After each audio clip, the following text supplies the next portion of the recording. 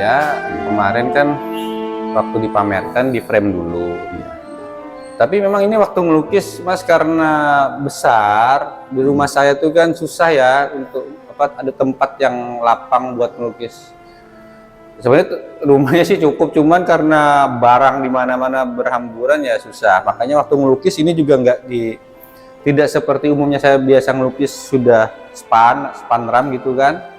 Jadi sambil duduk gitu. Ini enggak, ini dibentang.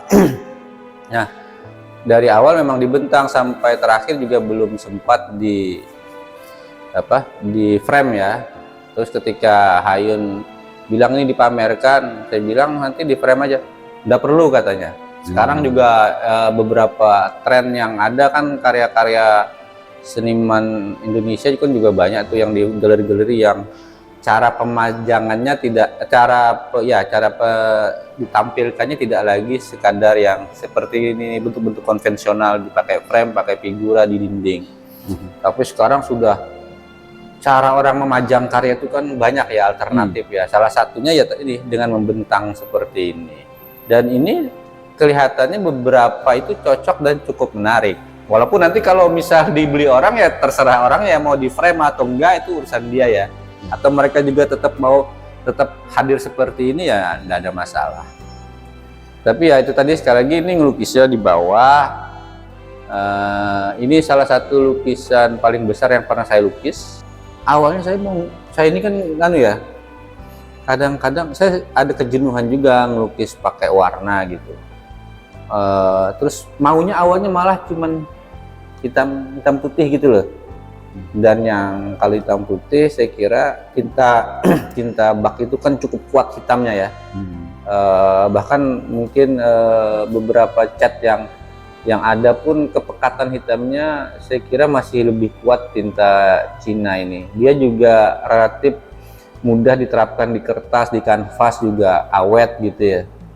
Nah tapi dalam perkembangannya ketika saya awalnya gambar ya hitam putih dulu lah ya, sketch ini background. Tapi kayak apa ya, secara insting itu nggak bisa lepas dari warna juga. Akhirnya ya saya warna lagi juga, walaupun ya saya tetap berusaha menjaga kesan hitam putihnya itu masih kuat gitu. Jadi warna hanya sebagai pelengkap lah bahasanya gitu ya. Secara umum kan tetap hitam putih yang dominan ya. Warna-warna itu melengkapi saja. Secara visual, kuda itu kan paling tidak dalam beberapa karya-karya pelukis sebelumnya ya, kuda itu kan makhluk yang paling cantik ya. Secara proporsional tubuhnya, dia itu mewakili sifat jantan sekaligus menawan, cantik lah gitu ya. Struktur otot dan apa semuanya itu, kuda itu banyak dilukis ya, menampilkan anatomi tubuh yang sempurna gitu ya. Di luar itu, kuda itu terutama kaitannya dengan pemahaman saya dalam konteks sufisme gitu, biasa kuda itu kan juga mewakili hasrat, semangat, dia lambang mengejar sesuatu itu hawa nafsu gitu ya. Hawa nafsu itu kan tidak selalu konotasinya negatif ya.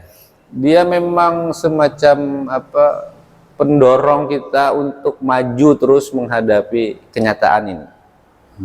Dan melalui kenyataan lah kemudian kita masuk ke dalam dunia yang lebih surreal gitu ya. Kita nggak bisa ngomong soal yang gaib, soal yang surrealis, yang di atas kenyataan itu kalau kita tidak dulu melihat persoalan-persoalan yang real dulu. Maka persoalan yang real adalah bagian dari yang tidak real, atau yang tidak real adalah bagian dari yang real gitu ya. Dua-duanya saling melengkapi, menyempurnakan. Kuda sebagai figur yang kokoh, kuat, mengejar sesuatu penuh dengan semangat gitu ya. Nah di sisi lain dia juga mewakili jiwa, kehendak jiwa gitu kan. ini ketika ngelukis saya lupa apakah sejak awal saya membayangkannya atau tidak, tapi di tengah-tengah itu paling enggak yang terbayang dalam kepala saya itu adalah peristiwa Mi'raj. Walaupun dalam peristiwa Mi'raj itu bukan kuda sebenarnya, di atasnya keledai tapi di bawahnya kuda, binatang yang dimaksud sering dijelaskan tentang burak itu kan, dia semacam bagal lah, tapi lebih besar sedikit, tapi di bawah kuda dan dia punya sayap.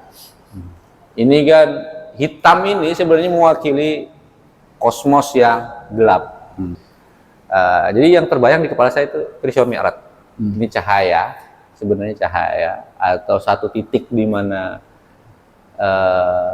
semuanya berawal dan kita sedang melalui figur kuda menuju ke sana gitu. Kan dalam kosmos spiritual itu kan selalu bicara tentang makrokosmos, mikrokosmos ya. Ini struktur tubuh ini adalah kosmos kecil, struktur alam semesta ini kan kosmos besar gitu ya. Nah, kita sebenarnya apa yang terjadi di kosmos besar juga di kecil itu saling terhubung sebenarnya. Kegundahan hati kita, kegelisahan kita terhadap persoalan-persoalan sekitar kita. Saya gambar hutan ini mungkin ya orang nggak membayangkan ya. Maksudnya ini kan hutan yang kering sebenarnya gitu kan ya. Yang ya gitulah pokoknya yang lingkungan, persoalan lingkungan gitu ya. Kita kan melihat banyak persoalan itu semua kadang-kadang juga kan lalu juga mau melakukan sesuatu juga mengatasinya secara personal tentu tidak bisa, itu kan kerja kolektif dan kerja berbagi di dalam struktur masyarakat yang kompleks itu. Saya kira setiap orang kalau menjalankan tugasnya dengan benar mestinya sih kita bisa punya solusi untuk kemaslahatan bersama, walaupun dalam kenyataannya kan juga tidak selalu seperti itu kan. Maka menata jiwa itu yang paling penting sebenarnya.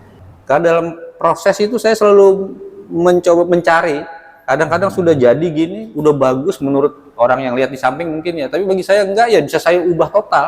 Kadang-kadang bisa saya hapus, kadang-kadang bisa saya ya ubah yang mungkin bagi orang awalnya bagus ya kok jadi tambah kok jadi jelek, tapi ya itulah proses pencarian di dalam kanvas sendiri gitu kan. Nah, saya kira warna tanah itu warna kedalaman, warna lapisan. Dan hari ini berlapis-lapis ini kan lapisan belakangnya kan masih saya pertahankan ya, tidak saya tutup sepenuhnya ya. Maksudnya ketika saya menyapu warna putih, sebagian saya bikin tetap transparan, sebagian saya tutup masif. Saya juga kadang lukis gitu supaya yang saya tutup itu tidak sepenuhnya hilang. Kadang-kadang saya masih sisakan, baik seperti sering ya saya bikin gini ya.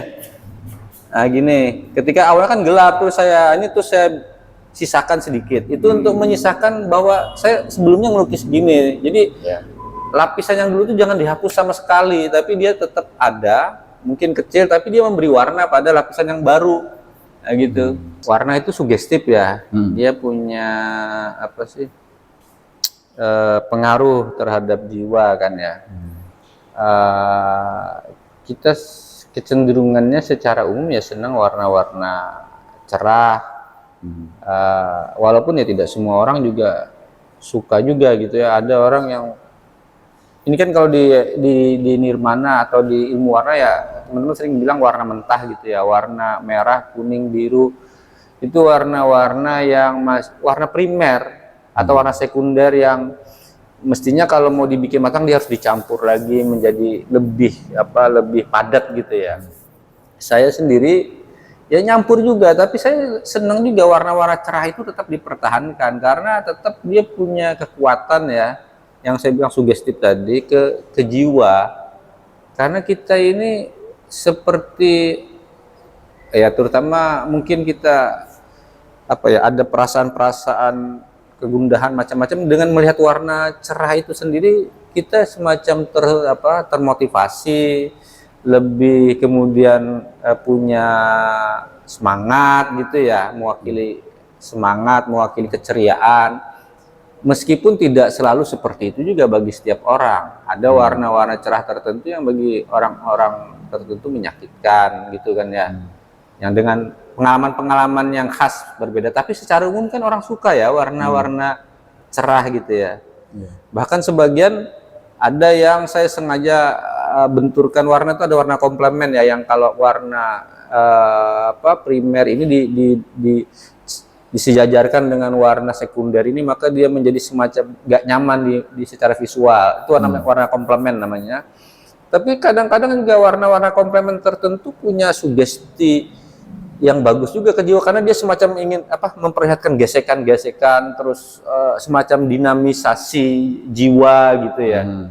Bagi saya seperti itu kalau ngelihat warna. Jadi walaupun ada kadang-kadang harus bikin warna matang ya iyalah, tapi warna mentah atau warna-warna tertentu primer sekunder itu tetap menarik, lebih dia dinamis, dia kuat, dia mensugesti gitu ya.